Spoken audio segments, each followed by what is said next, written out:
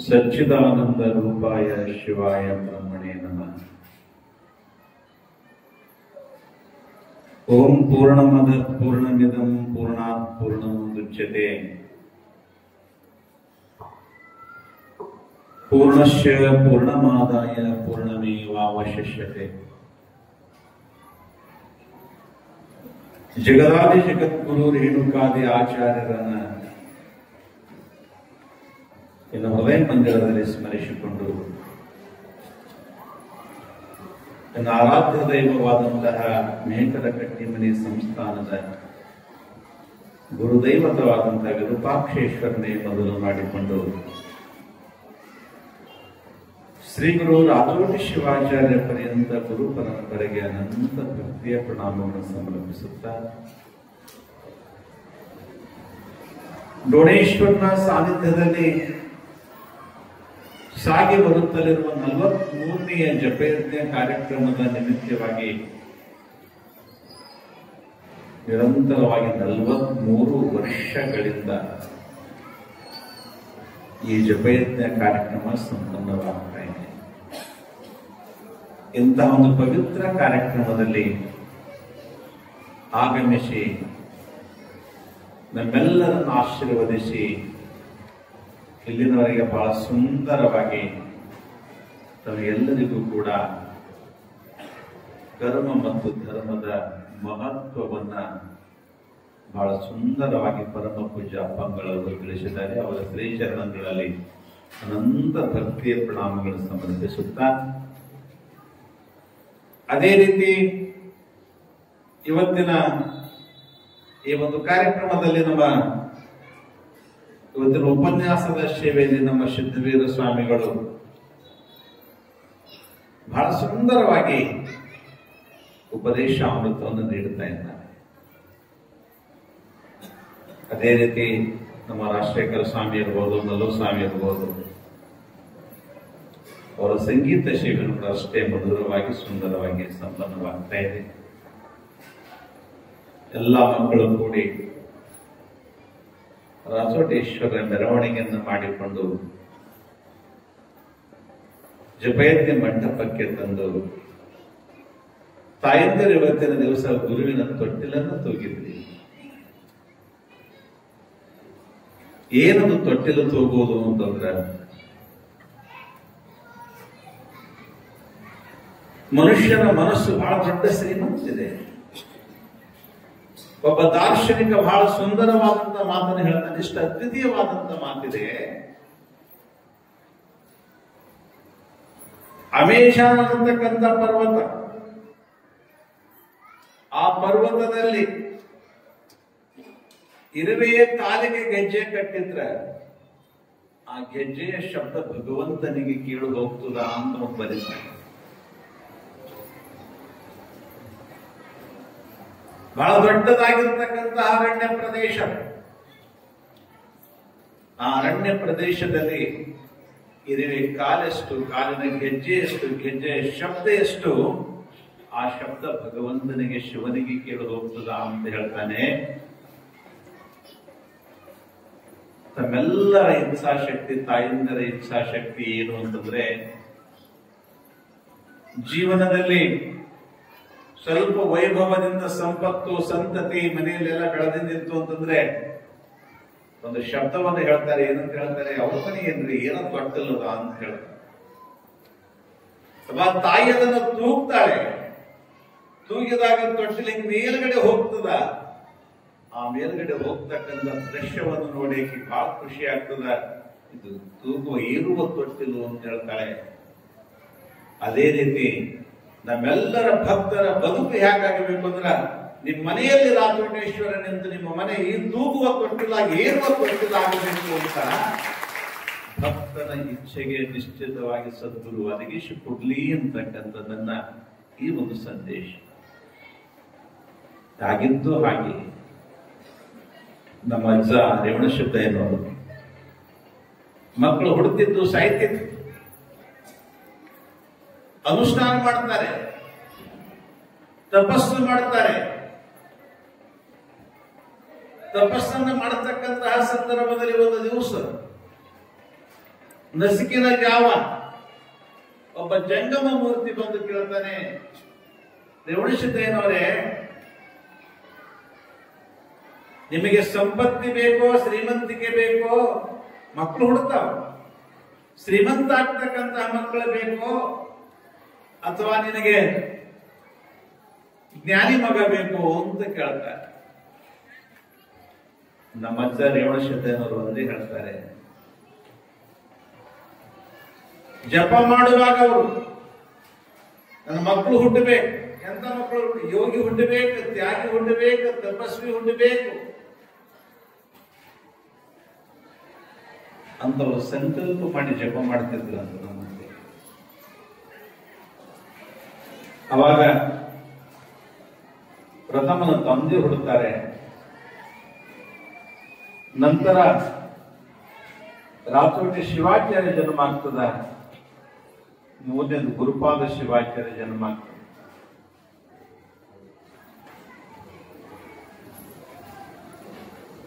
ನಮ್ಮ ರಾಜೋಟಿ ಶಿವಾಚಾರ್ಯರ ತಾಯಿ ಗುರುದೇವಿ ಮರಿಬಸಪ್ಪನವರ ತಂಗಿ.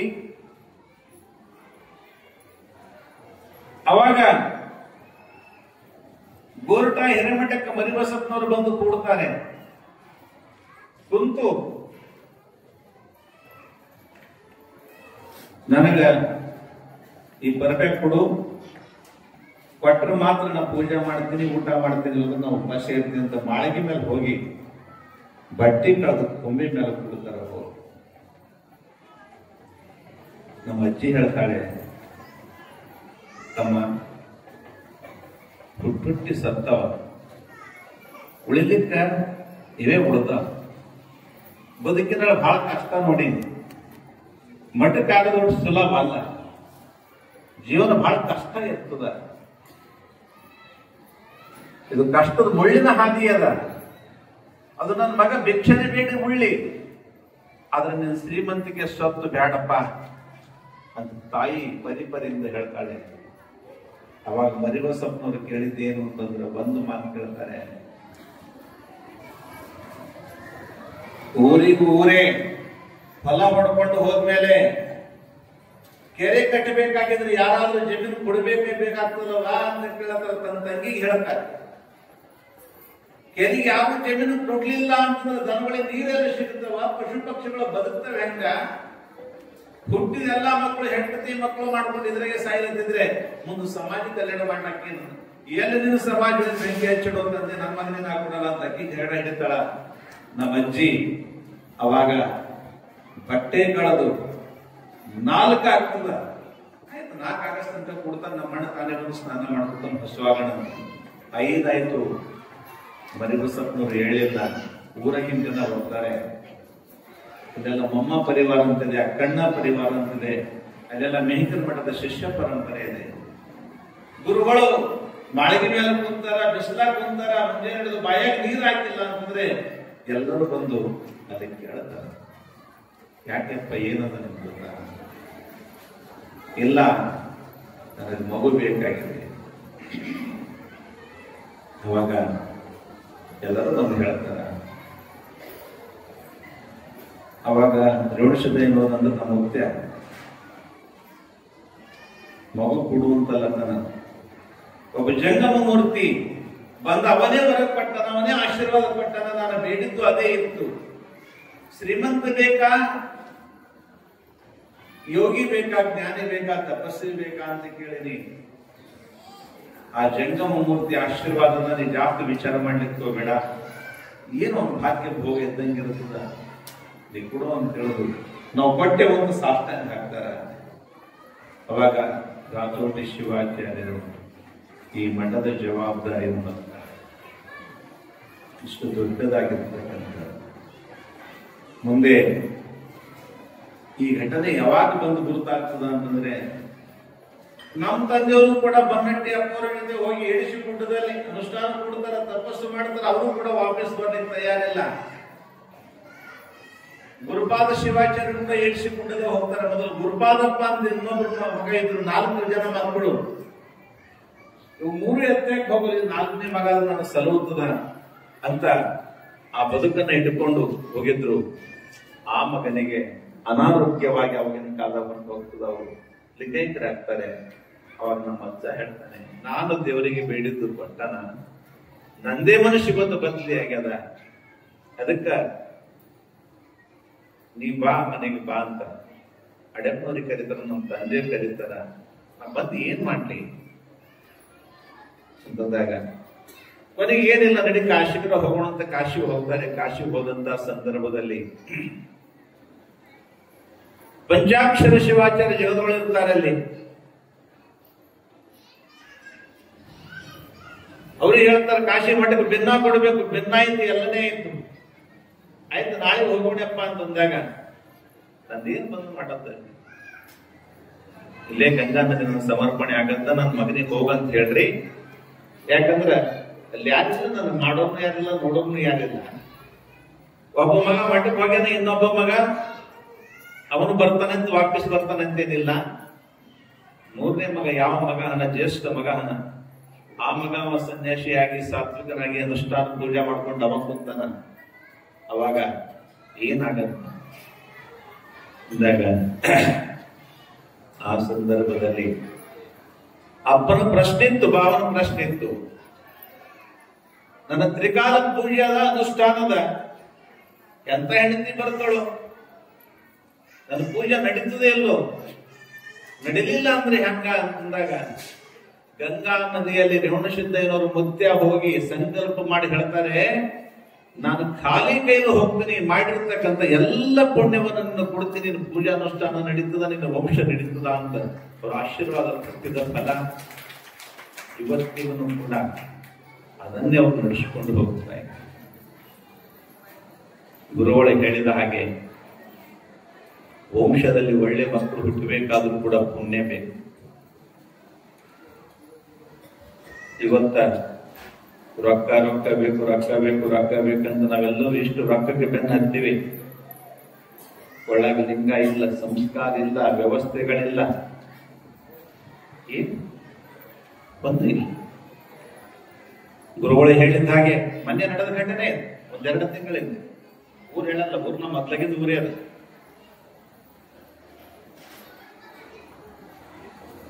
ತಂದೆ ನಿವೃತ್ತ ಆಗಿದ್ದಾನೆ, 60 ಲಕ್ಷ ರೂಪಾಯಿ ಪೆನ್ಷನ್ ಬಂದಿದೆ.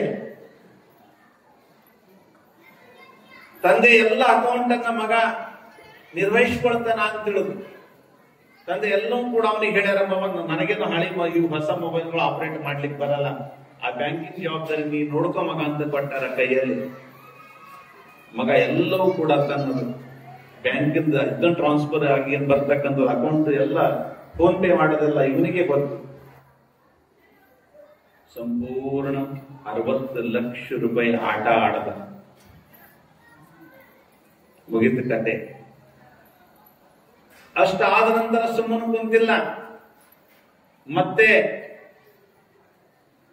ಹಾಗೆ ಆಟ ಆಡದ ಹೋದ. ಅವ್ರು ಲೋನು ಕೊಡ್ತಾರ, 1.5 ವರ್ಷ ಆಟ ಆಡದ. ಇಂದು ಬರ್ತದೇನೋ ನಾಳೆಗೆ ಬರ್ತೇನೆ, ಇಂದು ಬರ್ತೇನೋ ನಾಳೆಗೆ ಬರ್ತೇನೆ ಅಂತ. ಅವಾಗ 1,30,00,000 ರೂಪಾಯಿ ಸಾಲ ಆಯಿತು. ಮುಂದೆ ನಮ್ಮ ಸಾಲದಟ್ಟ ಮುಗಿತ್ತು. ನೀವು ಕೊಟ್ಟಿದ್ರೆ ಮಾತ್ರ ಎಷ್ಟು ಕೊಡು, ಬಾಕಿ ನೀನು ಕೊಡ್ತೀವಿ ಅಂತ ಹೇಳಿದ್ರು. ಇವ ತಿಳ್ಕೊಂಡ ಅವ್ರು ಕೊಟ್ಟಾರ, ಅದು ಕೊಟ್ಕೊಂಡಿನಿ, ನಾ ಆಡಿನಿ. ಮೊಬೈಲ್ನಾಗಿದೆ ಏನು, ಇಲ್ಲಿ ನನ್ನ ಮುಖ ಅವ್ರು ನೋಡಿಲ್ಲ, ಅವ್ರ ಮುಖ ನಾನು ನೋಡಿಲ್ಲ, ಇಲ್ಲಿಗೇನು ಬರ್ತಾರ ಅಂತ ಇವ ತಿಳ್ಕೊಂಡ. ಬೆಳಗನೆ 2 ಗಾಡಿಗಳು ತಕ್ಕೊಂಡು 10-20 ಜನ ಬಾನ್ಸರ್ ಅನ್ನು ಏನೋ ಅಂತ ಕರಂದವ್ರು ಡ್ರೆಸ್ ಹಾಕೊಂಡು ಲಗ್ನದಾಗ ಅಲ್ಲಿ ಇಲ್ಲಿ ನಿಂದ್ರಿಸ್ತಾರಿಲ್ಲ, ಬೋಕ ಇದ್ದೀನಿ ಬಾಡಿ ಗಾರ್ಡ್ಗಳಿದ್ರು. ಅವ್ರ ಹೆಸರೇನು ಬಾನ್ಸರ್ ಅಂತ ಏನೋ ಅಂತ ತಗೊಂಡು ಬಂದು ಮನೆಗೆ ಬರ್ತಾರೆ. ಬಂದ ನಂತರ ಕೇಳ್ತ, ನಿಮ್ ಮಗ ಎಲ್ಲಿ? ನಮ್ಮ ಮಗ ಇಲ್ಲಿ. ಅವನಿಗೆ ಕೊಡ್ರಿ ಅಂತ. ಯಾಕ? ನೀವ್ಯಾಕ ಇಷ್ಟು ಜನ ಬಂದಿದೆ? ನಿಮ್ ಮಗ ಸಾಲ ಮಾಡ್ಯಾನ, 1,30,30,00,000 ರೂಪಾಯಿ ನಮ್ಗೆ ಕೊಡಬೇಕಾಗಿದೆ. ಅದ್ರ ಸಲುವಾಗಿ ನಾವು ಸಾಲ ವಸೂಲಿಗೆ ಬಂದಿವಿ. ಏನು ಹೊಲ ತಗೊಂಡನ, ಮನೆ ತಗೊಂಡನ, ಏನು ಮನೆ ಕಟ್ಟನ, ಪ್ಲಾಟ್ ತಗೊಂಡನ, ಎಲ್ಲಿ ಒಂದು ಸಾಲ? ಹೆಂಗ್ ಸಾಲ ರೀ? ನೀವೇನು ಕಾಗದ ಬರೆಸ್ಕೊಂಡ್ರಿ ಅಂತ ತಂದೆ ಕೇಳ್ತಾನೆ. ಕೇಳಿದ ನಂತರ ಈ ಮಗ ಮೊಬೈಲ್ ನಲ್ಲಿ ಆಟ ಆಡ್ಯಾನ, ಇಷ್ಟು ಸಾಲ ಆಗಿದೆ, ಇದು ಕೊಡಬೇಕು. ಹೋಗೋ ಕೊಡಲ್ಲ, ಹೋಗಿ ಏನ್ ಮಾಡ್ಕೋತಿ ಮಾಡ್ಕೋ ಹೋಗು ಅಂತ. ಹೌದಾ? ಪಕ್ಕಾದನ ಅಂತ ಕೇಳಿದ್ರು. ನಿಮ್ದು ಪಕ್ಕಾದನ? ನೋ ಪ್ರಾಬ್ಲಮ್, ನಾವು ಹಂಗೆ ಹೋಗ್ತೀವಿ. ತಾಯಿ ಕೇಳಿದ್ರು, ಸಾಲ ಕೊಡೋದಿಲ್ಲ, ಕೊಡಲ್ ಹೋಗು ಅಂತಂದೊಳಕ್ಕೆ. ಹಳ್ಳಿ ಹೆಣ್ಣು ಮಕ್ಕಳು ತೊಡೆ ಬಾಯಿ ಹಚ್ಚರು, ಇವ್ರು ತೊಡೆ ಬಾಯಿ ಹಚ್ಚಿದ್ರು. ಎಲ್ಲಿ ಕೊಡೋದು ಅನ್ಸಿದ್ರು. 8-10 ಮಂದಿ ಬಂದ್ರು. ಯಾರು ಸಾಲ ತಂದಾರ ಅವ್ರಿಗೆ ನಾವು ಹೆಂಗ್ ಕೇಳಬೇಕು ಹಂಗೆ ಕೇಳ್ತೀವಿ. ಕೇಳಕ್ಕೂ ಹೋಗು ಅಂತಂದ್ರು. ಕೇಳಕ್ಕೂ ಹೋಗು ಅಂದ್ರೆ ಹಂಗೆ ಬರೆದು ಕೊಡು ಅಂತಂದ್ರು. ನಾವ್ ಹ್ಯಾಂಗ್ ತಗೊಳ್ಬೇಕು ತಗೊಳ್ತೀವಿ. ನೀ ಏನ್ ಮಾಡ್ತೀವಿ ಮಾಡಿ, ಬರೆದು ಕೊಡು. ಬರೆದು ಕೊಡಲ್ಲ ಅಂದ್ರೆ ಬಿಡಲ್ಲ.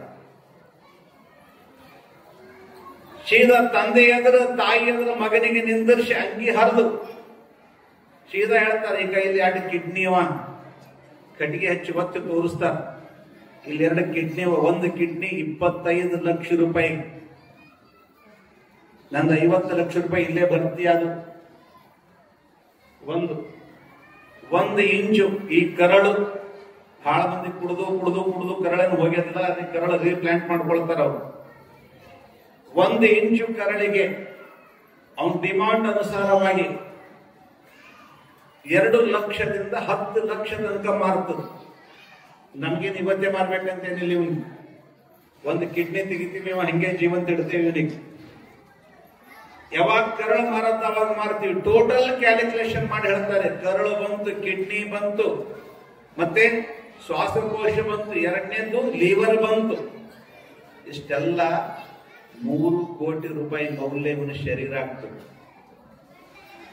ನೀವು ನಾಳೆ ನಮ್ಮನ್ನು ಕೇಳುವ ಅಧಿಕಾರ ಇಲ್ಲ. ಅದು ಹ್ಯಾಂಗ ಕಡಿತೀವಿ, ಹ್ಯಾಂಗ ತೆಗಿತೀವಿ ಅನ್ನೋದು ಒಂದು ಟೆಲಿಫಿಲ್ಮ್ ತೋರಿಸ್ತಾರೆ. ಅದರ ಲ್ಯಾಪ್ಟಾಪ್ ಇಟ್ಟು ಯಾವ ತಾಯಿ ಮಗು ಸಾಯಿಲಂತಾಳೆ. ಆ ಚಿತ್ರ ನೋಡಿದ ನಂತರ ತಂದೆಯಿಂದ ಏನು ಬಂದದ, ಕರ್ಮ ಬಂದದ, ಬರ್ಲಿ ಅಂತ ಹೇಳುದು.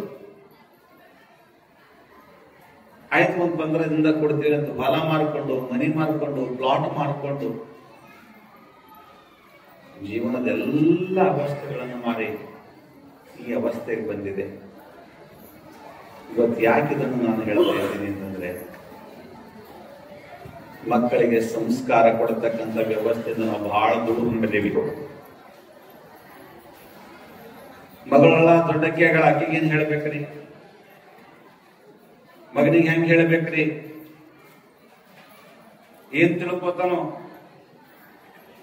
ತಿಳ್ಕೊಳ್ಳುವಕ್ಕಿಂತ ಮೊದಲು ಹೇಳಿಕ್ಕರಿ. ತಿಳ್ಕೊಳ್ಳಿ, ಒಂದ್ ದಿವ್ಸ ಕುಂತ ಅಳತ ಒಳ್ಳಿ, ನೋವಾಗ್ತದ ಆಗ್ಲಿ, ಆದ್ರೆ ಜೀವನದಲ್ಲಿ ಸುಧಾರಣೆ ಆಗ. ಲಾಲಯೇತ ಪಂಚವರ್ಷಾಣಿ, 5 ವರ್ಷ ತನಕ ಮಗುವಿಗೆ ಪ್ರೇಮದಿಂದ ಬೆಳೆಸಬೇಕು. ಹೊಡಿಬಾರದು, ಬೆಳಿಬಾರದು. 10 ವರ್ಷ ಪ್ರಾಪ್ತಾದ ಶಿಕ್ಷಾ ದೀಕ್ಷಾ ಕೊಡಬೇಕು. ಸ್ವಲ್ಪ ಬಡದಂಗ್ ಮಾಡಬೇಕು, ಬಡಿದ್ರೆ ಮತ್ತೆ ಅವಳ ಸೊಡ ಹೊಡೆದಿದೆ. 16 ವರ್ಷ ಪ್ರಾಪ್ತವಾದಂತಹ ಮಗುವನ್ನ, ಮಗಳನ್ನ ಮಕ್ಕಳಲ್ಲಿ ಕೂಡಿಸ್ಕೊಂಡು ಜೀವನದ ವ್ಯವಸ್ಥೆಗಳನ್ನು ಹೇಳಬೇಕು. ಜೀವನ ಏನು, ವ್ಯವಸ್ಥೆ ಏನು, ಬದುಕೇನು, ಯೌವನ ಏನು, ಯೌವನದ ಅವಸ್ಥೆಗಳೇನು, ಪರಿಸ್ಥಿತಿ ಏನು, ಮುಂದೆ ಏನಾಗ್ತದೆ, ಏನಾಗಬೇಕಾಗಿದೆ, ಹೆಂಗಿರಬೇಕಾಗ್ಯ, ಇದೆಲ್ಲವೂ ಕೂಡ ಹ್ಯಾಂಗೆ ಹೇಳಬೇಕು ಅಂತಿಲ್ಲ, ಮುಲಾಜಿಲ್ಲಾರ್ದಂಗೆ ಹೇಳಬೇಕು. ಸಾಲಾದ ಮಕ್ಕಳಿಗೆ ಸಾಲಾದ ಮಕ್ಕಳಷ್ಟು ಸೂಕ್ಷ್ಮ ಗ್ರಾಹಿಗಳು ಜಗತ್ತಿನಲ್ಲಿ ಯಾರು ಇಲ್ಲ. ನನ್ನ ತಂದೆಗೆ ಕಮ್ಮಿ ಇದೆ ಅಂತ ಒಂದ್ ವೇಳೆ ಇತ್ತು ಅಂತಂದ್ರೆ, ಒಂದು ಮಗು ಅವು ಹೊಸ ಚಪ್ಪಲ ತಗೊಳ್ಳ, ಮತ್ ಮುಂದೆ ತಗೊಳ್ಳೋರು ಪಪ್ಪ ಅಂತ ಹೇಳ್ತದೆ. ಹೊಸ ಬಟ್ಟಿ ಹಾಕೊಳ್ಳಲ್ಲ. ಒಂದ್ ವೇಳೆ ನಿಮ್ದು 100 ಸಮಸ್ಯೆಗಳಿತ್ತ ಹಂಗೇನು ಕೊಡ್ತಾ ಹೋದ್ರೆ, ನಮ್ಮಪ್ಪ ಏನ್ ಕಮ್ಮದಂತ ಚಾಲ ಆಯ್ತು ಅಂತಂದ್ರೆ ಮುಂದೆ ನಿಮ್ಮನ್ನೇ ಮಾರ್ಕೊಂಡು ಬರ್ತಕ್ಕಂಥ ದಿನಗಳು ಬರ್ತವೆ. ಇವತ್ತು ಇದೇ ಪರಿಸ್ಥಿತಿ ಸಮಾಜದಲ್ಲಿ ಆಗಿದೆ.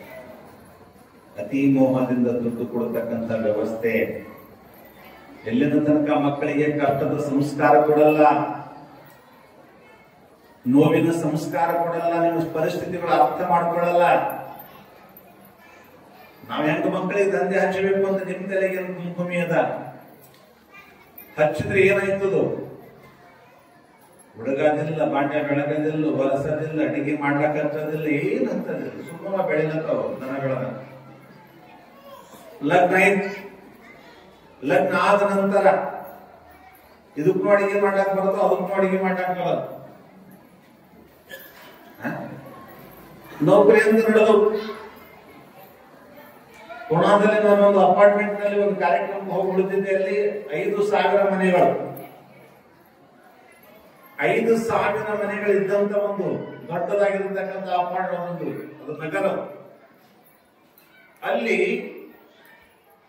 ಸಾಯಂಕಾಲ 7 ಗಂಟೆಯಿಂದ 9 ಗಂಟೆ ತನಕ ಪಾರ್ಸಲ್ಗಳು ಬಂದು ಅಲ್ಲೂ ಹೇಳಿದ್ರು, ಅಪ್ಪ ಇದ್ದ ಕೋಣಿ ಸ್ವಯಂಪಾಕರಪ್ಪನ ಏನಂದು ನಾಲ್ಕಿಂದ ತಿಂದ್ರು ಇವ್ರು ನನ್ನ ಜೀವ ಅಂತ. ಕೋಣಿ ಸ್ವಯಂಪಾಕರಪ್ಪನ ಎಂದು ನಾವು ಬೇಕಿದ್ದಂದ್ರೆ ಹಿಡಿಸಲು ಪಾರ್ಸಲ್ ಅಂತಂದು. नहीं अब बता सकते हैं नहीं इधर कोणी संध्याकाळी करत नाही. ಯಾಕೆ ಮಾಡಲ್ಲ? ಹೆಣ್ತಿದ್ದು ಮಾಡಕ್ ಬರ್ತಲ್ಲ, ಮಾಡಕ್ ಬಂದ್ರು ಕೂಡ ಕೈ ಯಾಕೆ ಸುಮ್ಮನೆ ಸುಟ್ಕೋಬೇಕು? ಈ ರೀತಿ ಇವತ್ತಿನ ಪರಿಸ್ಥಿತಿ ಈ ರೀತಿ ಆದಾಗ ನಿಮ್ಮ ಬದುಕು ಹೆಂಗಿರ್ತದ, ಜೀವನ ಹೆಂಗಿರ್ತದ, ಸಮಾಜ ಹೆಂಗಿರ್ತದ, ಇವತ್ತು ಇದನ್ನೇ ವಿಚಾರ ಮಾಡತಕ್ಕಂಥ ದಿನಗಳ ಬಂದಿದೆ. ಹೀಗಾಗಿ ಇಂಥ ಒಂದು ವ್ಯವಸ್ಥೆಯಲ್ಲಿ ಇವತ್ತಿನ ದಿವಸ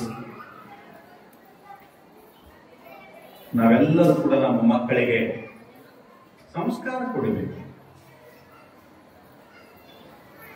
ಜಗತ್ತನ್ನ ಮೀರಿಸ್ತಕ್ಕಂಥ ವ್ಯಕ್ತಿಗಳು ರಾಮದೇವ್ ಬಾಬಾ ಪೂಜ್ಯ ಅಪೂರ್ವದಲ್ಲಿ ಬಂದು महाकुंभ ये क्या है? शिवलिंग है, क्या हम भी पूजा कर सकते हैं? क्या ನಾವು भी पूजा ಮಾಡಬಹುದು? ಅಪೂರ್ವದಲ್ಲಿ ಬಂದು ದೀಕ್ಷಾ ತಗೊಳ್ತಾನೆ. ನಮ್ಮ ಹತ್ರ ಇಲ್ಲೇ ವಾಂತರಿಖೇಡದಲ್ಲಿ ಗಿರಿಬಾಬು ಅಂತ ಇಡೀ ಜಗತ್ತವನ್ನು ಮೀರಿರ್ತಕ್ಕಂಥ ವ್ಯಕ್ತಿ. ಶಿವಕಥೆಯಲ್ಲಿ ಅವನಷ್ಟು ದೊಡ್ಡ ಪ್ರಸಿದ್ಧಿ ಯಾರನೇ ಇಲ್ಲ. ಅಲ್ಲಿ ಹೇಳುವಾಗ ನಮ್ಮ ಭಕ್ತರು ಹೇಳಿದ್ರು, ಶಿವಕಥೆಯಲ್ಲಿ ಹೇಳಬೇಕಾಗಿದ್ರೆ ನಮ್ಮ ಗುರುಗಳು ಸಾನ್ನಿಧ್ಯ ಇರ್ತದ, ಬಂದು ಅವರ ಸಾನ್ನಿಧ್ಯದಲ್ಲಿ ಆ ಕಾರ್ಯಕ್ರಮ ಆಗ್ತದ ಅಂತ ಹೇಳಿದ ನಂತರ ಆಯ್ತು. ಕಾರ್ಯಕ್ರಮ ಉದ್ಘಾಟನೆ ಆದ ನಂತರ ಅಲ್ಲಿನ ತನಕ ಮನುಷ್ಯನ ದೃಷ್ಟಿಕೋನನೇ ಬಾಜಿಗೆ. ಅಲ್ಲಿಂದು ಕ್ಯಾ ಆಪ್ ಬೋಲ್ತೆ ಯಾ ಮೈ ಬೋಲು ಅಂತಂದು ನಾವು.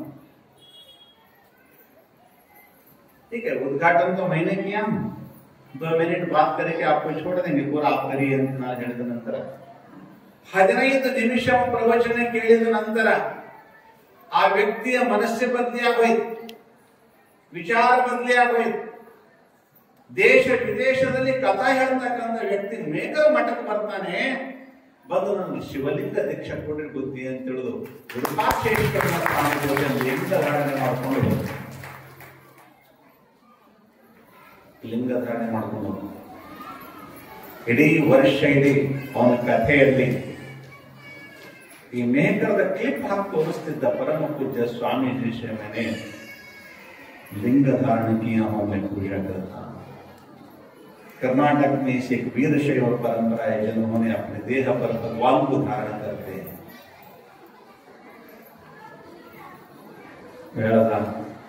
क्या मेरा पत्नी को भी आप लिंग दे सकते? ठीक है, ಲಿಂಗವನ್ನು ಮಂತ್ರಿಸಿ ಪಟ್ಟಿ ಮೊದಲು ಪಡಕ್ ಹಾಕಲಕ್ರ ಹಾಕಲ್ಲ, ಹಿಂದಿನ ಅನುಗ್ರಹ ಸಲ ಮತ್ತೊಂದ್ಸಲ ಬರಾಳ ಲಿಂಗವನ್ನು ತಗೊಂಡು ಹೋಗ್ತಾನೆ. ಯಾಕೆ ನಾ ಇದನ್ನ ಹೇಳ್ತೀನಿ? ಜಗತ್ತು ಮೀರಿರ್ತಕ್ಕಂಥ ವ್ಯಕ್ತಿಗಳು ಇವರು. ಗಿರಿಬಾಬುನ ಕಥೆ ಇದೆ ಅಂತಂದ್ರೆ ಆ ವ್ಯವಸ್ಥೆಗೆ 1 ಕೋಟಿ ರೂಪಾಯಿ ಖರ್ಚು ಬರುತ್ತೆ. ಆಸ್ಥಾ ಚಾನೆಲ್ ಮೇಲ್ಗಡೆ ಸಂಪೂರ್ಣ 3.5-4 ತಾಸು ಆ ಕಾರ್ಯಕ್ರಮ ನಡೆಯಿತು. ಈ ದೀಕ್ಷಾ ಕಾರ್ಯಕ್ರಮವನ್ನು ನೋಡಿದ ನಂತರ ಪಾಪ ಅಭಿಮಾನದಿಂದ ಇಷ್ಟು ಧೈರ್ಯದಿಂದ ಹೇಳದ, ನಮ್ ಕಡೆ ಥೋಡೆ ಪ್ರಸಿದ್ಧಿ ಬಂದಿದ್ದು ಸುಮ್ಮನೆ ಅಲ್ಲಿಂದ ಮಾತಾಡೋ ಇವರು ಶಾಸ್ತ್ರಿಗಳಂತ ಬಂದಿದ್ದು ಅವ ಸಮೇತ ಹೇಳ್ಕೊಳ್ಳೋದು ಇವ್ರು ನಮ್ಮ ಗುರುಗಳಂತ ಹೇಳ್ಕೊಳಕ್ ಹೋದ್ರೆ ಮತ್ತೆ ನಮ್ದಲ್ಲಿ ಕಿಮ್ಮತ್ ಕಮ್ಮಾಯ್ತು ಅಂತಕ್ಕಂಥ ಮನಸ್ಥಿತಿ ಇವತ್ತು. ಇಷ್ಟು ಜಗತ್ತು ಮೀರಿರ್ತಕ್ಕಂಥ ಮನುಷ್ಯ धैर्यದಿಂದ ಹೇಳ್ತಾನೆ, मुझे राजेश्वर शिवाचार्य जैसे मैंने शिव दीक्षा लिया हूं, लिंग धारण किया हूं, गुरु जी से मैं बहुत कुछ सीख के जा रहा हूं ಅಂತ ಆ ಮನುಷ್ಯ ತನ್ನ ಜೀವನದ ಕಥೆಯಲ್ಲಿ ಹೇಳ್ಕೊಳ್ತಾನ.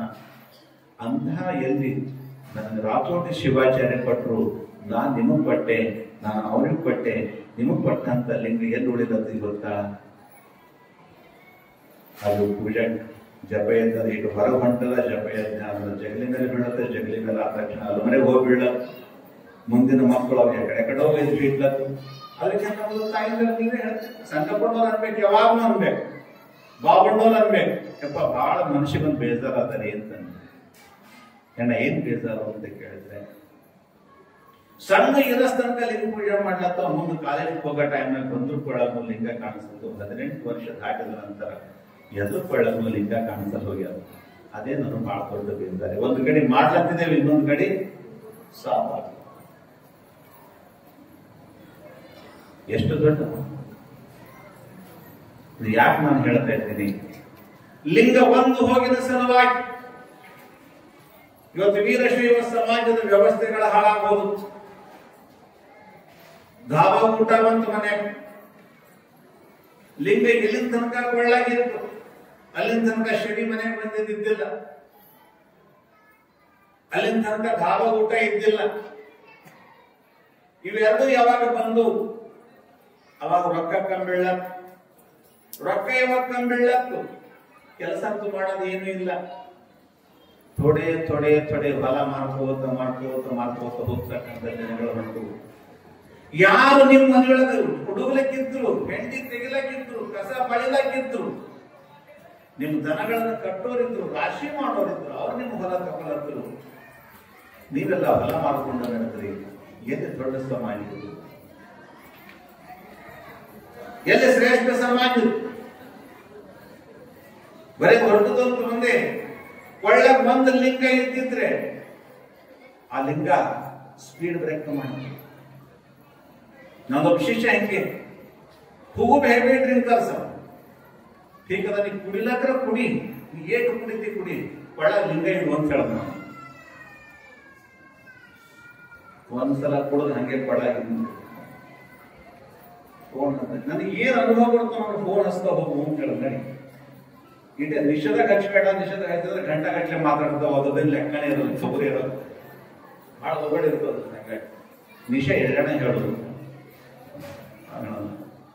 ಯಪ್ಪ ದೋಸ್ತರ ಸಲಕ್ಕೆ ಇವತ್ತು ಬಿಲ್ ಪಾಸ್ ಆಗ್ಬೇಕಾಗಿತ್ತು, ದೋಸ್ತರು ತಗೊಂಡು ಹೋಗಿದ್ದ, ಭಾಳ ಹೊಗಡೆ ಇತ್ತು, ಹಿಂಗ್ ನಾ ಮಾಡೋಣ ಹೀಗೆ ಈ ಫರಕೇನು ಬೆಳೆದದ್ದು ಇಲ್ರಿ. ಈಗ ತಗೊಂಡಿನ ಕರೆ ಭಾಳ ಬೇಜಾರಾಗ್ಯದ, ಮನುಷ್ಯ ಭಾಳ ಬೇಜಾರ ಅನಿಸ್ತು.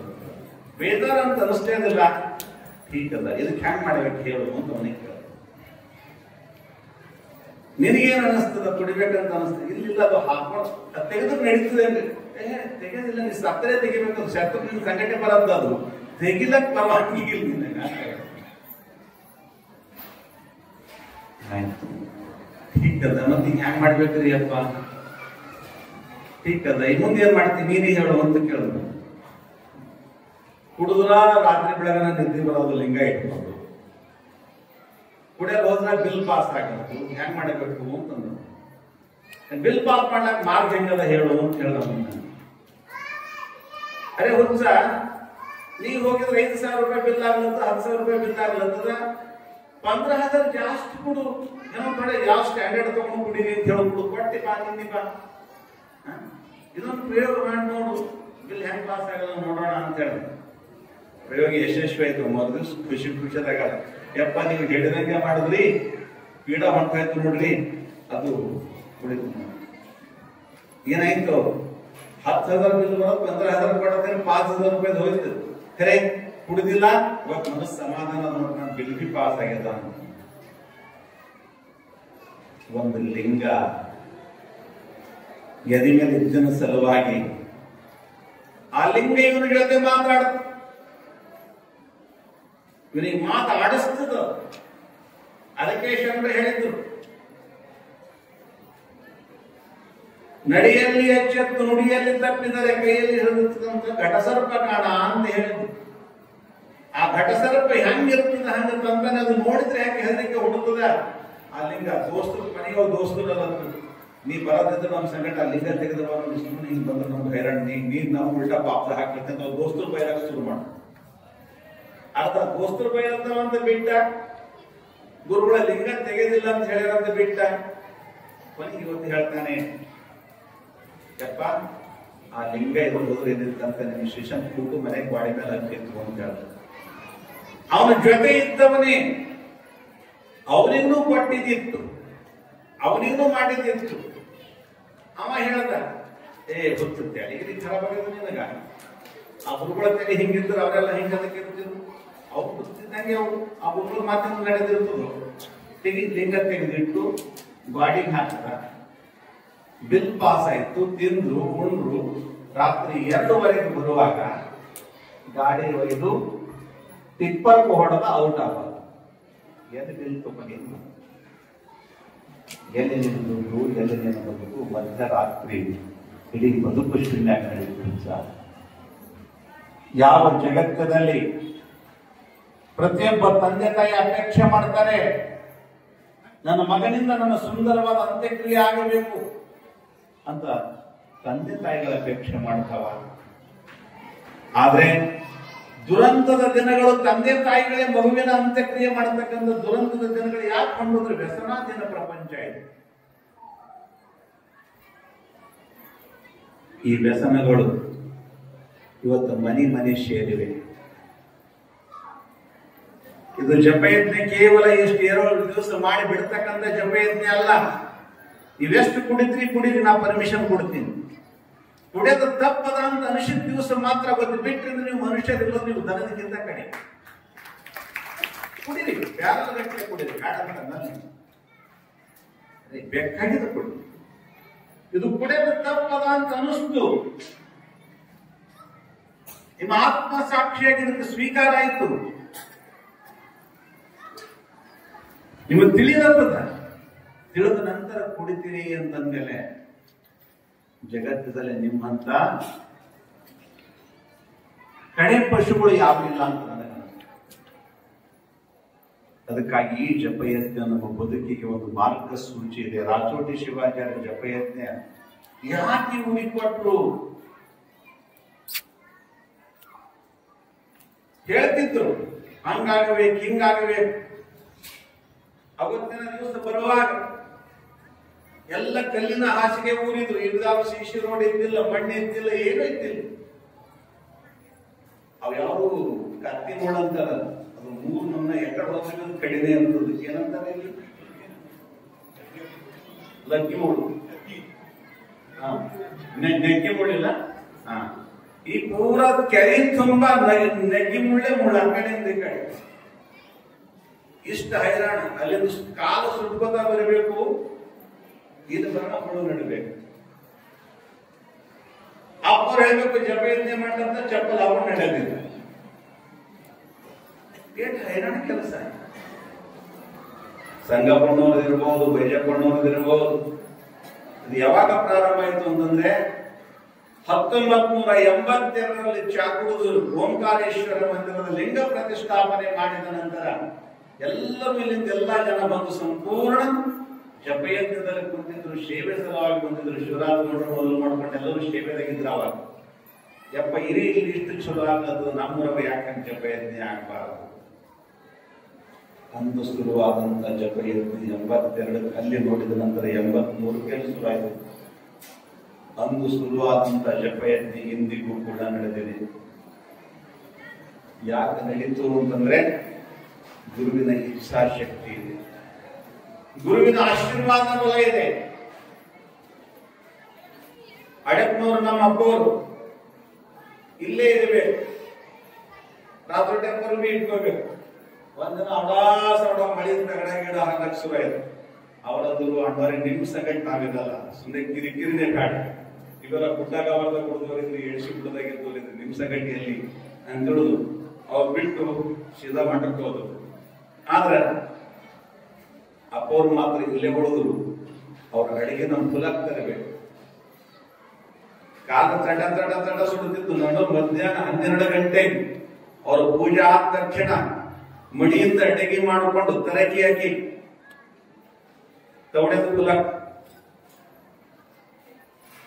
ಕಾಲು ಬರ್ಸ್ಕೊಂಬಲೇ ಇಲ್ಲ, ಕಾಲಿಗೆ ಮೂಳು ತೆಪ್ಕೊಂಬಲೇ ಇಲ್ಲ, ಮ್ಯಾಲ ತಲೆ ಮ್ಯಾಲ ಅಡಿಗೆ ಬುಟ್ಟಿ. ಈಗ ಟಿಫಿನ್ ಡಬ್ಬಿಗಳು ಅವಾಗ ಟಿಫಿನ್ ಡಬ್ಬಿ ಇದ್ದಿಲ್ಲ, ತುಂಬಿಕೊಂಡು ಬರ್ರಿ ಅಂತಂದ್ರು. ಹಂಗೆ ಕಾಲ ಕೂಡು ನಟರು ಹಂಗೆ ಬರೆಸ್ಕೊತಾನೆ ಬರಬೇಕು. ಇಂತಹ ಕಠಿಣ ತಪಸ್ಸಿನಿಂದ ಈ ಜಪಯಂತೆ ಇವತ್ತಿಗೆ ಉಳಿದಿದೆ. ಆ ತಪಸ್ಸಿನ ಫಲ ಬೇಡಿದ ಇವತ್ತು ರಾತೋಟೆಂಬವರು ಡೋಣೇಶ್ವರ ಮರಿಬಸವೇಶ್ವರನಿಗೆ ಬೇಡಿದನ್ನು ಕೂಡ ಇವತ್ತು ನಮ್ಮ ಗಣಗೋಪುರದ ಶ್ರೀಮಂತವರು ನಮ್ಮ ಜಿಲ್ಲೆಯಲ್ಲಿ ಎಲ್ಲೂ ಇಲ್ಲ. ಯಾಕಿಲ್ಲ? ಅದರಿಂದ ಗುರುವಿನ ಆಶೀರ್ವಾದ ಇದೆ. ಗುರುವಿನ ಆಶೀರ್ವಾದ ಎಲ್ಲ ಬಹಳ ಜನ ಶ್ರೀಮಂತರು, ಬಹಳ ಜನ ದುಡ್ಡದ, ದುಡ್ಡಿಗೇನು ಕಮ್ಮಿ ಇಲ್ಲ. ಆದ್ರೆ ಆ ದುಡ್ಡಿನ ಜೊತೆ ಸೇವೆ ಮಾಡುವ ಭಾಗ್ಯ ನಿಮಗೇನು ಸಿಕ್ಕಿದೆಯಲ್ಲ, ಇದಕ್ಕಿಂತ ದೊಡ್ಡದು ಮತ್ತಾವುದೂ ಇಲ್ಲ ಜಗತ್ತಿನಲ್ಲಿ. ಇದಕ್ಕಿಂತ ದೊಡ್ಡದು ಮತ್ತಾವುದೂ ಇಲ್ಲ. ಅಂತಹ ಒಂದು ಯೋಗ ಇವತ್ತಿನ ದಿವಸ ಪರಮ ಪೂಜ್ಯ ಅಪ್ಪ ಅವರು ಎಷ್ಟು ದೂರಿಂದ ಬರಬೇಕಾಗಿದೆ. ಕೇವಲ ನಿಮ್ಮ ಪ್ರೇಮಕ್ಕಾಗಿ, ಭಕ್ತರ ಪ್ರೇಮಕ್ಕಾಗಿ ಇವತ್ತಿನ ದಿವಸ ಅಷ್ಟು ದೂರಿಂದ ಪ್ರವಾಸ ಮಾಡಿಕೊಂಡು ಬಂದು ಈ ಕಾರ್ಯಕ್ರಮದಲ್ಲಿ ಭಾಗಿಯಾಗಿ ಹೋಗ್ತಾ ಇದ್ದಾರೆ. ಇವತ್ತು ನನಗೊಂದು ನೆನಪು ಕೊಟ್ಟರಪ್ಪ ಅವರು. ಬಹಳ ಸುಂದರ ಮಾತಾಡಿದ್ರು. ಇದು ಕಥೆ ನಮ್ಮ ಜೀವನದಲ್ಲಿ ಹಿಂಗೆ ಮಾಡ್ತಾವ. ಅವು ಇಸ್ಪಟ್ ಆಟಾಕ್ ಕುಂತು ಒಂದು ಗುರು ಬಂದನ ಅಂತಂದ್ರಿ ನಡೆ ಹೋಗಿ ಕರ್ಕೊಂಡು ಹೋಗಲ್ಲ, ಅದೇ ಮನೆ ಹೆಂಗಸರು ತಾನೇ ಎಲ್ಲ ವ್ಯವಸ್ಥೆ ಮಾಡ್ಕೊಂಡು ಏನ್ ಮನ್ಯಾಗ ಹೋಗ್ಬೇಕಾ ಏನಿಲ್ಲ, ಯಜಮಾನ ಇರ್ಲಾರ್ದ ಮನೆ ನಮ್ಗೇನ್ ನಂದೆ. ಇನ್ ಮುಂದ ಹಳ್ಳಿ ಊರಿಗೆ ಹೋದಾಗ ಕುಡಿಯೋರ ಸಂಖ್ಯೆ ಜಾಸ್ತಿ ಆಗಲ್ಲ. ತಾವೇನೊಂದು ಬಂದು ದನದ ಬಟ್ಟ ಹಾಕಿದ ನಮ್ಗೆ ಹಿಡಿದು ಹಾಕೊಂಡ್ರೆ ಹೆಂಗಾದ್ರೆ ಅನಿಸಿಕೆ ಉಂಟದಿ. ಏನ್ ಹೇಳಕ್ ಬರ್ತೀನ ಈಟ್ ಹೈರಾಣ ಅದ. ದನ ಕಟ್ಟಲ್ಲ ಔಷಧ ಹಾಕಿದಂಗ ಆಗ್ಲಕ್ಕ ತಯಾರಾಗ್ತದೆ. ಏನು ಸ್ವಾಮಿ ಕುಡಿಸ್ ಕಳಿಸ್ತಾರ. ಹೀಗದ ಏನ ಇಲ್ಲಿನ ತನಕ ಪುಣ್ಯದ ಸರ್ಕಾರ ಒಳ್ಳೆ ಕೆಲಸ ಮಾಡ್ಲತ್ತು, ಎಲ್ಲ ಫ್ರೀ ಕೊಟ್ಟದ, ಮನೆಗೆ ಹತ್ತದ ಫ್ರೀ ಕೊಡದ. ಇನ್ ಮುಂದೆ ಬರ ಸರ್ಕಾರ ಶರೀನೂ ಫ್ರೀ ಮಾಡತ್ತ. ಯಾಕೆ ಓಟಿನ ಸಿರಕ್ ಶರೀನೂ ಫ್ರೀ ಆಯ್ತು. ಈಗ ನಾ ಒಂದ್ ಲೈನ್ ಕುಡಿಲತ್ತ, ಈ ಲೈನ್ ಕುಡಿಲಕ್ ಶುರು ಆಯ್ತು ಅಂದ್ರೆ ಗಂಟೆ ಹಂಗ ಅಂತ ಕುದಿಬಿಟ್ಟ. ತೆಲಂಗಾಣದಾಗ ರೇಷನ್ ಕಾರ್ಡ್ ತೆಲಂಗಾಣದಾಗ ಇರ್ತದೆ. ಈ ಗಣಸರೇ ಕುಡಿಲತ್ತ, ಹೆಂಗಸರು ಕುಡಿದ್ರೆ ಹೆಂಗ ಅಂತ ಏನ್ ಬದುಕಿದ ಏನ್ ಕುಡಿದತ್ತ ನಾಯಕ್ ಕುಡಿಬಾರ್ದು ಅನ್ನೋದ್ರ ಗತಿ ಏನಾಗ್ಬೇಕು. ಇದು ಹಾಸ್ಯದ ಪ್ರಸಂಗ ಅಲ್ಲ, ಸುಮ್ಮನೆ ನಿಮ್ಮ ನಗಲಿ ಅಂತ ಗುರುಗಳು ಹೇಳಿದ್ದಲ್ಲ. ಇದು ಜೀವನಕ್ಕೆ ಬಹಳ ಸಮೀಪದಲ್ಲಿ ಬಂದಿದೆ. ಮೊದಲು ಚಾ ಮುಟ್ಟಬೇಕಂತಂದ್ರೆ ಬಹಳ ದೊಡ್ಡ ಪ್ರಶ್ನೆ ಇರ್ತಿತ್ತು ನಮ್ಮ ಮಂದಿ. ಇವತ್ತು ಚಾ ಕಾಮನ್ ಆಗಿ ಬಂತು. ಚಾ ಹೆಂಗ್ ಕುಡಿತಾರೆ ಅಂತಂತಿತ್ತು. ಅವ್ರ ಮನೆ ಚಾ ಕುಡಿತಾರ? ಹೋಲಿ ಕೂಡ ಟೈಮ್ ವಿಚಾರ ಮಾಡ್ತಿದ್ರು. ಅವ್ರ ಮನೆ ಚಾ ಇಲ್ಲ, ಬೇಡಿ ಇಲ್ಲ, ಸಿಗರೇಟ್ ಇಲ್ಲ, ಏನೂ ಇಲ್ರಿ ಅಂತ ಹೇಳ್ತಿದ್ರು. ಈಗ ಚಾ ಕಾಮನ್ ಆಯ್ತು. ಈಗ ಎಲ್ಲ ಹುಡುಗ ಅವಾಗ ತಗೊಂಡ್ರಿ ತಗೋರಿ ಅಂತಾರೆ. ಇರೇಬೇಕು ಹಂಗ ಮಾಡ್ರೆ ಮನುಷ್ಯ ಅಂತಾರ ಅಂತ. ಎಕ್ಸೆಪ್ಟ್ ಒಪ್ಪಂದ ಶುರು ಆಗ್ಲಾರ. ಒಂದಿನ ಕುಡಿದಿರ್ಬೇಕ್ರಿ, ಕುಡಿಲಿ ಏನ್ ಬರಿಕೆ ಮಾಡುತ್ತ, ಒಂದಿನ ಕುಡಿದ್ರೆ ಏನಾಗತ್ತ. ಇದೇ ರೀತಿ ಒಂದಿನ ಆದ್ರೆ ಏನಾಗತ್ತ, ಒಂದಿನ ಆದ್ರೆ ಏನಾಗತ್ತ ಅಂತ ಶುರು ಆಯಿತು. ನಾವು ಬಹಳ ಬಿಡುತ್ತೆ. ಅದಕ್ಕಾಗಿ ಸಂಸ್ಕಾರ ಸಂಸ್ಕೃತಿಗಳನ್ನು ಉಳಿಸ್ಕೊಂಡು ಹೋಗಬೇಕಾಗಿದೆ. ಅಂತಹ ಸುಂದರವಾದಂತಹ ಬದುಕಿನ ಒಂದು ಪರಿಕಲ್ಪನೆ ಗುರುಗಳು ಕೊಟ್ಟರು. ಅದಕ್ಕೆ ನಾನು ನಿನ್ನೆ ಹೇಳಿದೆ, ಎಲ್ಲರೂ ದುಡಿಲಿಕ್ಕೆ ಕಲೀರಿ, ಕೆಲಸ ಮಾಡ್ಲಿಕ್ಕೆ ಕಲೀರಿ. ನಾ ಹೆಂಗೆ ಕೆಲಸ ಮಾಡಬೇಕು ಅಂತ ಯಾರು ಕೂಡ ತಲೆಯಲ್ಲಿ ಇಟ್ಕೊಂಡು ಕೂಡಬೇಡ್ರಿ. ಅರೆ, ನಿಮ್ ಗುರುಗಳು ಹೋಗಿ ಹೊರದಾಗ ಒಂದು ತಾಸು ಕೆಲಸ ಮಾಡ್ತಾರ. ಮೇಕರದಲ್ಲಿ ಉಳಿದಿದ್ರ ಮೇಕರ ವಿರೂಪಾಕ್ಷೇಶ್ವರ ಪ್ರಸಾದ ಒಗ್ಗಟ್ಟು ಊಟ ಮಾಡಬಾರದು ಅಂತ ಒಂದು ತಾಸು ಹೊಲದಲ್ಲಿ ಒಂದು ಸುಮ್ಮನೆ ಕರಿಕಿರಕ್ಕಿಂತ ಬರ್ತದೆ. ಇಲ್ಲಿ ಉಳಿದಿದ್ರೆ ದಿವಸಕ್ಕೆ ಒಂದು ತಾಸು ಆದರೂ ಕೂಡ ಕೆಲಸಕ್ಕೆ ನಾವು ಹೋಗಿ ಬರ್ತೀವಿ. ತೊರಳಾ ಮಠದಲ್ಲಿ ಇದ್ದಿದ್ರೆ ದಿವಸ ಒಂದು ತಾಸು ಆದರೂ ಕೂಡ ಅಲ್ಲಿ ಹೊಲದಲ್ಲಿ ಕೆಲಸ ಮಾಡಿ ಬರೀಬೇಕು. ಕೆಲಸ ಅಂತಂದ್ರೆ ಏನ್ ಮತ್ತೆ ನಾನು ಹೋಗಿ ಕೆಲಸದಂತಲ್ಲ, ಯಾವ್ದು ಕೆಲಸ ಎದುರದ ನಿರ್ವಹಣೆ ಮಾಡತಕ್ಕಂಥ ಕೆಲಸನೂ ಕೂಡ ಒಂದು ಕೆಲಸನೇ. ಶಾರೀರಿಕ ಪರಿಶ್ರಮ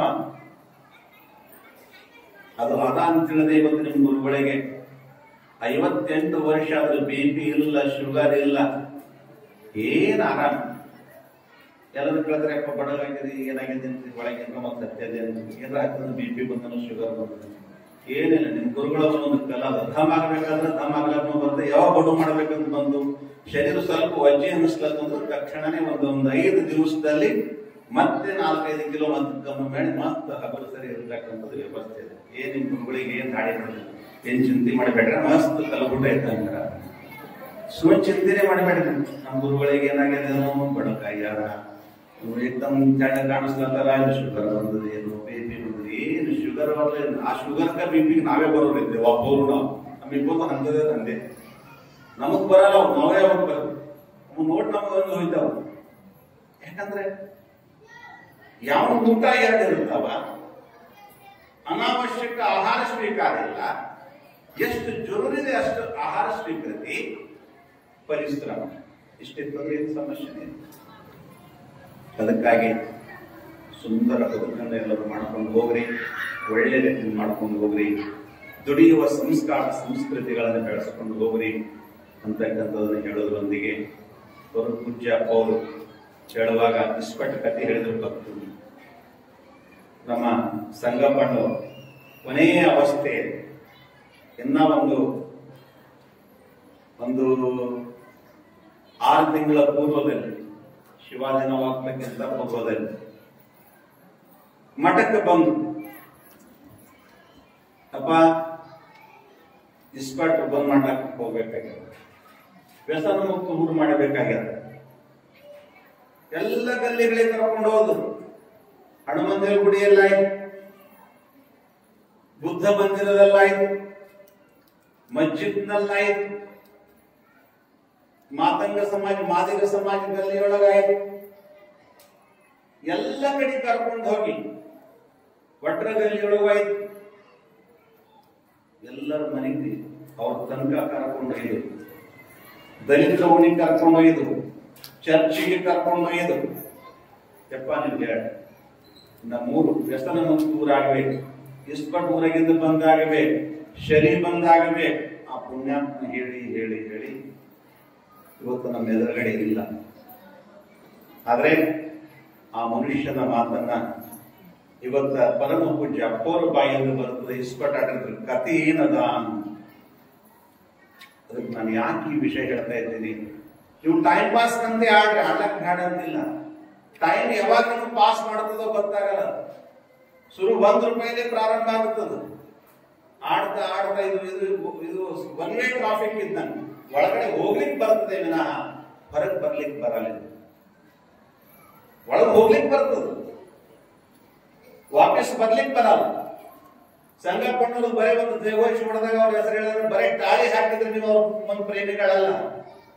ನೀವು ಅವ್ರ ನಿಜವಾಗಿರ್ತಕ್ಕಂಥ ಅಭಿಮಾನಿಗಳಾಗಬೇಕಾಗಿದ್ರೆ, ವಾರಸುದಾರರಾಗಬೇಕಾಗಿದ್ರೆ ನೀವು ಸ್ವತಃ ನಿಮ್ಮ ಆಚರಣೆ ಬರಬೇಕು. ಇದು ಕಠಿಣ ನಿಯಮ. ಅದಕ್ಕಾಗಿ ಇನ್ನು ಮುಂದ ಈ ವಿಷಯವನ್ನ ಸ್ವಲ್ಪ ಕಠಿಣ ಇದೆ, ಕಠೋರ ಇದೆ. ನಾನು ಸ್ವಲ್ಪ ಕಠೋರ ಮಾತಾಡೋದು ಬಿಟ್ಟಿದ್ದೀವಿ.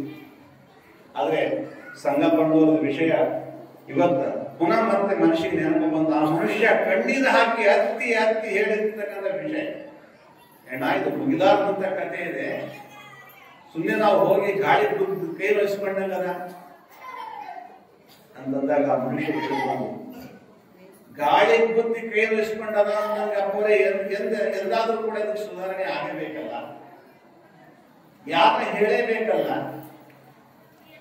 ನೀನ್ ಹೇಳೋದು ಮತ್ತೆ ಯಾರು ಹೇಳಬೇಕು ಅಂತ ಹಠ ಮಾಡಿ ಕರ್ಕೊಂಡು ಹೋಗಿರತಕ್ಕಂತಹ ಅಂದಿನ ನೆನಪು ಇವತ್ತು ಮತ್ತೆ ಪುನಃ ಪರಮ ಪೂಜ್ಯ ಅಪ್ಪವರು ಪ್ರವಚನದಲ್ಲಿ ಈ ವಿಷಯ ಬಂದ ಸಲುವಾಗಿ ನನಗೆ ಮತ್ತೆ ಆ ಹಳೆ ನೆನಪುಗಳ ತಂದು ಕೊಡೋದು ಅಂತ ನಾನು ಮಾತಾಡದೆ ನಾ ಮಾತಾಡೋ ಪ್ರಶ್ನೆ ಇರ್ತಿಲ್ಲ.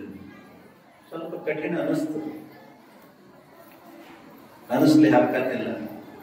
ಅದಕ್ಕಾಗಿ ಇಸ್ಪಟ್ಟು ಶರೀ ಬರೀ ವ್ಯವಸ್ಥೆಗಳಿಂದ ದೂರ ಬರಬೇಕಾಗಿದೆ. ಊರಿನ ವ್ಯವಸ್ಥೆಗಳು ಬಿಡಬೇಕಾಗಿದೆ. ಬಹಳ ಜನ ಬಂದು ಹೇಳ್ತಾರೆ ಊರ ಕಿರಾಣಿ ದುಕಾನ್ಗಳೊಳಗೆ ಸಿಗ್ಲತ್ತ, ಲಿಂಗಾಯತ್ರಿ ಮಾರ್ಲತ್ತ, ಮುಗಿತಲ್ಲ ಮತ್ತನ ಕತಿ ಉಳಿತೇವೆ. ಅದಕ್ಕಾಗಿ ದಯಮಾಡಿ ನಿಮ್ಮ ಗುರುವಾಗಿ ನಿಮ್ಮ ಆಯುಷ್ಯದಲ್ಲಿ ಒಂದು ಸಿಂಗಲ್ ಪೈಸೆ ಇಲ್ಲಿಂದ ನಾನು ಕೇಳಿಲ್ಲ, ಇದು ಕೊಡುವಂತ ನಿಮ್ಗೆ ಹಠ ಮಾಡಿಲ್ಲ. ನಾವೊಂದು ನಿಮ್ಗೆ ಹಠ ಮಾಡ್ತೇನೆ, ಶರಾಬ್ ಮತ್ತು ಇಸ್ಪಟ್ಟಿ ಇವೆರಡಕ್ಕೆ ಅದನ್ನು ಬಿಡ್ರಿ ಅಂತಿದ್ರೆ ಹಠ ಮಾಡ್ತೇನೆ. ನಿಮ್ ಜಗಲಿ ಮೇಲೆ ಬಂದು ನನಗೆ ಇಟ್ಟು ಕೊಟ್ಟರೆ ನಾ ಹೇಳ್ತೀನಿ ಅಂತ ಎಂದರೂ ಕೂಡ ನಾನು ಅಂದಿಲ್ಲ. ಅಥವಾ ನೀನ್ ಯಾವ್ದು ಹಿಂಗ್ ಬೇಕು ಅಂತಕ್ಕಂಥದ್ದು ಅಪೇಕ್ಷೆ ಪಟ್ಟಿಲ್ಲ. ಅದು ಬಂದು ಅಪೇಕ್ಷೆ ಪಟ್ಟಂತ ನಿಮ್ ಗುರು 30 ವರ್ಷ 35 ವರ್ಷ ನಿಮ್ ಊರಲ್ಲಿ ಉಳೋದು ಕೊನೆಗೆ ಒಂದೇ ಒಂದು ದಕ್ಷಿಣ ಕೇಳತನ, ಒಂದು ಇಸ್ಪಟ್ ಕೇಳತನ, ಒಂದು ಶನಿ ಕೇಳತನ. ಇವೆರಡೂ ನಮ್ಮೂರಿನಲ್ಲಿ ವ್ಯಸನ ಮುಕ್ತವಾದಂತ ಒಂದು ವ್ಯವಸ್ಥೆಗೆ ನಾವು ಸ್ವಲ್ಪ ದಾರಿ ಹಾಕಲಿಲ್ಲ ಅಂತಂದ್ರೆ ಮುಂದಿನ ಸಮಾಜ ನಿಶ್ಚಿತವಾಗಿ ನಮ್ಮೆದರೆ ಹಾಳಾಗುವ ದಿನಗಳು ನಿಶ್ಚಿತವಾಗಿ ಬರ್ತಾವ ಅಂತಕ್ಕಂಥದ್ದು ಇದರ ಬಗ್ಗೆ ಏನು ಸಂಶಯ ಇಲ್ಲ. ಅದಕ್ಕಾಗಿ ಆದಷ್ಟು ಚಿಂತನೆ ತಾವೆಲ್ಲರೂ ಮಾಡ್ರಿ. ತಾಯಿಯಂದಿರು ಕೂಡ ನೀವು ಗಟ್ಟಿಯ, ನೀವು ಗಟ್ಟ ಆದರೂ ಕೂಡ ಬಹಳಷ್ಟು ಪರಿವರ್ತನೆ. ತೆಲಂಗಾಣ ಅಂತಕ್ಕಂಥ ರಾಜ್ಯದ ಅಲ್ಲಿ ಸರ್ಕಾರ ಮಾಡ್ಲಿಕ್ಕೆ ಆಗಲಿಲ್ಲ, ತಾಯಿಯಂದಿರ ಆ ವ್ಯವಸ್ಥೆಗಳನ್ನು ಬಂದ್ ಮಾಡ್ಲಿಕ್ಕೆ ನಿಂತಿದೆ. ನೀವು ಬಂದ್ ಮಾಡ್ಲಿಕ್ಕೆ ನಿಂತ್ರಿಂದ ನಿಮ್ ಜೊತೆ ಗುರುಗಳಿರುತ್ತೆ. ಅದು ಪೊಲೀಸರಿಂದ ಆಗ್ತದೋ, ಸರ್ಕಾರದಿಂದ ಆಗ್ತದೋ, ಯಾವ ವ್ಯವಸ್ಥೆದಿಂದ ಆಗ್ತದೋ, ಹೆಂಗ ಬೇಕಾಗ ಮನಸ್ಸು ತಾಕತ್ತ ಏನು. ಆದ್ರೆ ಸನ್ನದ್ಧರಾಗಿ ಸುಂದರವಾಗಿ ವ್ಯಸನ ಮುಕ್ತವಾದಂತ ಗ್ರಾಮ 44ನೇ ಜಪಯಜ್ಞದ ಸಂದರ್ಭದಲ್ಲಿ ಗುರುಕಾಣಿಕೆ ನಿಮ್ದು ಏನಿರಬೇಕು ಅಂದ್ರೆ ನಮ್ಮೂರು ವ್ಯಸನ ಮುಕ್ತ ಗ್ರಾಮ ಅನ್ನತಕ್ಕಂಥದ್ದು ಒಂದು ನೀತಿನಲ್ಲಿ ಸುಂದರವಾದ ವ್ಯವಸ್ಥೆಗೆ ನಾವು ನಾಂದಿ ಹಾಕೋಣ ಅಂತಕ್ಕಂಥ ಮಾತನ್ನು ಹೇಳೋದ್ರೊಂದಿಗೆ ಊರಿನ ಪ್ರಗತಿಗಾಗಿ, ಊರಿನ ಅಭಿವೃದ್ಧಿಗಾಗಿ ಏನೇನು ಮಾಡಬೇಕು ನೀವು ತಗೊಂಡು ಬರ್ರಿ, ಕೇಳಿ. ಬೇಕಾಗಿದ್ದನ್ನು ಜೋಡಿಸುವ ವ್ಯವಸ್ಥೆ ನಿಮ್ಮ ಗುರುಗಳಿಗಿದೆ, ಸಂಪನ್ನತೆ ಮಾಡುವ ವ್ಯವಸ್ಥೆ ನಮ್ಮ ಹತ್ತಿರದೆ, ಮಾಡಿಸೋಣ. ಆದ್ರೆ ಇದು ಆದಾಗ ಮಾತ್ರ. ನಮ್ಮ ಮೇಕರ್ದಾಗ ಒಟ್ಟರು ಬರ್ತ ಇಲ್ಲಿಂದ 100 ಜನ ಒಟ್ಟರು ಹುಡುಗರು ಕರ್ಕೊಂಡು ಬರ್ತಾವ ಮಾಡ. ಯಪ್ಪ ಇವ್ ಭಾಳ ಕೊಟ್ಟಿಲ್ಲಂತನ್ರಿ, ನಮ್ಮ ಮಕ್ಕಳು ಅವಗಡಾಗ್ಯಾರ. ಅವೇನಿಲ್ಲ, ವಿರೂಪಾಕ್ಷ ಒಂದಿಷ್ಟು ಪ್ರಸಾದ ಭಸ್ಮ ತಗೊಂಡು ಹೋಯ್ತವ, ಆ ಜಾತಿನೇ ಕುಡಿಯೋದಕ್ಕರೆ ಒಂದ್ಸಲ ಭಸ್ಮ ತಗೊಂಡು ಹೋದ ಕುಡಿಯೋದು ಬಿಟ್ಟಾವ. ನಿಮ್ಮೊಳಗೆ ಭಸ್ಮದ, ನಿಮ್ಮೊಳಗೆ ಕುಡುವನ, ನಿಮ್ಮೊಳಗೆ ಲಿಂಗಾದ, ಯಾಕೆ ಊರೊಳಗೆ ಬರಬೇಕು ಅಂತಕ್ಕಂಥ ಚಿಂತನೆ ಮಂಥನೆ ನಾವು ನಿಮ್ಮೆಲ್ಲರೂ ಮಾಡಿ ಆದರ್ಶ ಗ್ರಾಮದ, ಸಂಸ್ಕಾರ ಸಂಪನ್ನ ಗ್ರಾಮದ, ಇದಕ್ಕಾಗಿ ಬಹಳ ಸಮರ್ಪಣೆ ಮಾಡಿಕೊಂಡಂತಹ ಜನಗಳಿದ್ದಾರೆ. ಸಂಗಪ್ಪಣ್ಣವರು ಕೂಡ ಸಮರ್ಪಣೆನೇ ಅಂತ ಹೇಳಬೇಕು ನಾವು. ಅದು ಸತ್ಯದ, ಅದು ಸಮರ್ಪಣೆ ಬದುಕು. ಜಪಯಜ್ಞಕ್ಕಾಗಿ, ವ್ಯಸನ ಮುಕ್ತಿಗಾಗಿ, ಆದರ್ಶ ಸಮಾಜಕ್ಕಾಗಿ, ಶರಾಬು ನಿಷೇಧಕ್ಕಾಗಿ, ಇಸ್ಪಟ್ ನಿಷೇಧಕ್ಕಾಗಿ ಕೊನೆಯ ಹಂತದ ಕ್ಷಣಗಳ ತನಕ ಕೂಡ ಸ್ಮರಣೆ ಮಾಡ್ಕೊಂಡು ಹೋದ್ರು. ಅದು ಇದಕ್ಕಿಂತ ದೊಡ್ಡದು ಮತ್ತೇನಿದೆ? ಸಮರ್ಪಣೆನೇ ಅಂತ ಗುರುಗಳ ಅಂದ್ರು. ಯಾವಾಗ ಜಪಯಜ್ಞ ಮಾಡುವ ಸಂದರ್ಭದಲ್ಲಿ ಹೇಳಿದ್ದೇನು? ನನ್ನೂರು ವೈಭವದಾಗಬೇಕು, ಸಂಸ್ಕಾರ ಸಂಪನ್ನ ಆಗಬೇಕು. ಅದು ಇವತ್ತು ಗುರುಗಳು ಹೇಳ್ತಾ ಇದ್ದಾರೆ. ಅದಕ್ಕಾಗಿ ನೀವೆಲ್ಲರೂ ಕೂಡ ಇಲ್ಲಿ ಕುಂತಿದ್ರಿ, ಈ ಭಾಗದಲ್ಲಿ ಬಂದಿದ್ರಿ, ಪರಿವಾರದವರೆಲ್ಲರೂ ತಾವೆಲ್ಲರೂ ಇದ್ರಿ. ಋಣಗೋಪುರ ಅಂತಕ್ಕಂಥ ಒಂದೇ ಒಂದು ಪರಿವಾರ, ಅದು ಸಂಸ್ಕಾರದ ಪರಿವಾರ ಅಂತ ತಿಳ್ಕೊಂಡು ಮುಂದಿನ ಹೆಜ್ಜೆಗಳು ಸರಿಯಾಗಿ ನಿಷ್ಠೆಯಿಂದ ಮುಂದಿನ ಕಾರ್ಯಗಳನ್ನು ಮಾಡಿಕೊಂಡು ಹೋಗೋಣ ಅಂತಕ್ಕಂತಹ ಮಾತನ್ನು ಹೇಳೋದ್ರೊಂದಿಗೆ ಒಂದು ಗುರುವಿನ ತೊಟ್ಟಿಲು ಮಾಡಿದ್ವಿ. ಗುರುವಿನ ತೊಟ್ಟಿಲು ಮಾಡಿದ್ವಿ.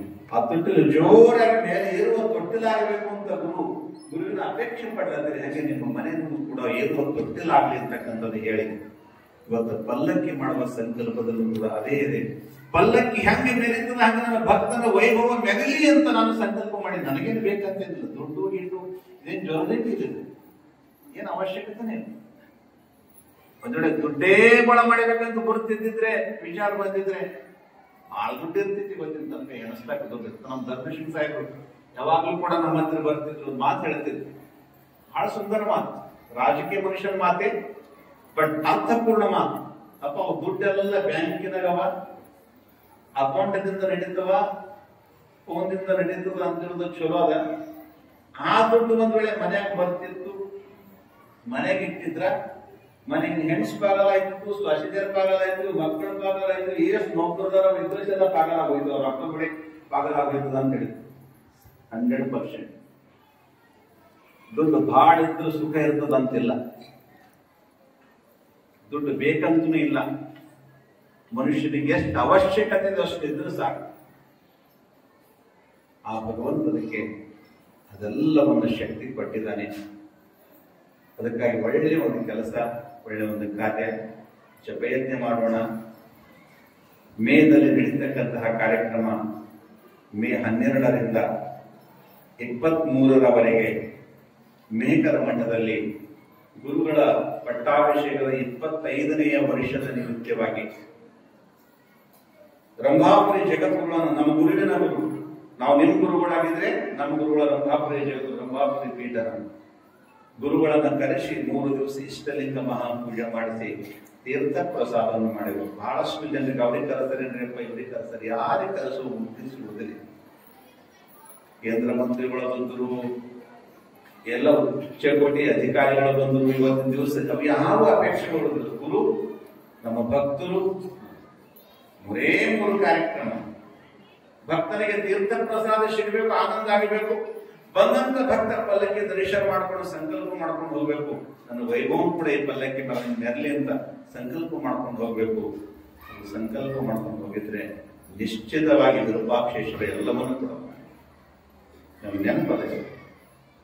ಯಾವಾಗ ಇಲ್ಲಿ ಬಂಗಾರಗೊಳ ಮಾಡತಕ್ಕಂತಹ ಸಂದರ್ಭದಲ್ಲಿ ಸಂಗಪ್ಪಣ್ಣವರು ಅರ್ಧಾಂತರಿ ಬಂಗಾರ ಕೊಟ್ಟರು. ನಾನೇನು ಬರಲ್ಲಪ್ಪ, ಬರ್ಲಿಕ್ಕೆ ಆಗಲ್ಲ, ಕೈ ನಡಲ್ಲತ್ತವ, ಕಾಲು ನಿಲ್ಲತ್ತವ. ಇವತ್ತು ಸಂಗಪ್ಪಣ್ಣವ್ರಿಗೆ ಹೇಳಿದೆ, ವಿರೂಪಾಕ್ಷೇಶ್ವರ ಕಿರೀಟ ನೋಡುವ ಸಲುವಾಗಿ ನೀವು ನಿಶ್ಚಿತ ವಿರೂಪಾಕ್ಷೇಶ್ವರ ನಿಮಗೆ ನಡೆಸ್ಕೊಂಡು ಕರ್ಕೊಂಡು ಹೋಯ್ತಾನ. ನಾನು ನಿಮ್ಗೆ ಹೇಳ್ತೇನೆ, ನೀವು ಬರ್ತ ಚಿಂತೆ ಮಾಡಬೇಡ ಅಂತ ಹೇಳಿದ್ದು. ಅವತ್ತ ನಡ್ಕೊಂಡು ಬಂದು ನಮ್ಮ ಡಾಕ್ಟರ್ ರಾಜ್ಕುಮಾರ್ ಪಾಟೀಲ್, ಶಿವರಾಜ್ ಗೌಡ್ರು ಎಲ್ಲರೂ ಬಂದು, ಅವಾಗ ಅಣ್ಣ ಬಂದು ಅಂತ ಹೇಳ್ತಾರೆ, ಅಪ್ಪ ನೀವು ನಡ್ಕೋತಾ ಬರ್ತೀರಿ ಅಂತ ಹೇಳಿದ್ರೆ ಇವತ್ತು ನಾನು ನಡ್ಕೋತಾ ಬಂದಿನಿ. ಗುರುವಿನ ಆಣೆ ಸುಳ್ಳಾಗಿಲ್ಲ. ಗುರುವಿನ ಆಣೆ ಸುಳ್ಳು ಹೆಂಗಾಯ್ತು ಅಣ್ಣ ಅಂತ ಕೇಳಿದ್ರೆ, ಸುಳ್ಳು ಹೆಂಗ? ನಾವು ಹೇಳಲ್ಲ, ನಾವೇನ್ ಆಡ್ತೀವಿ ಅದು ಮರಿಬಸಪ್ಪರ ಆಡಬೇಕು ಅಂತ, ನಾವೇನ್ ಆಡ್ತೀವಿ ಅದು ರಾಜೊಡ್ಡೆಪ್ಪರ ಆಡಬೇಕು ಅಂತ, ನಾವೇನ್ ಆಡ್ತೀವಿ ಅದು ವಿರೂಪಾಕ್ಷಪ್ಪರ ಆಡಬೇಕು ಅಂತ. ನಮ್ದೇನ ನಾವು ಹೇಳಿದ್ರೆ ಹಾಗಾದ್ರೆ ಏನದ, ಹೋಗದ್ರೆ ಏನದ?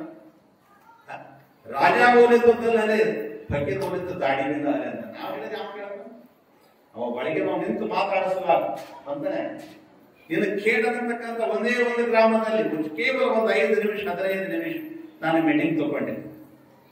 15 ನಿಮಿಷದಲ್ಲಿ 10 ಕಿಲೋ ಬೆಳ್ಳಿ ತಯಾರಾಗ್ತದ ಅಂತಂದ್ರೆ ಇದು ಸಾಮಾನ್ಯ ಸೇವೆ ಅಲ್ಲ.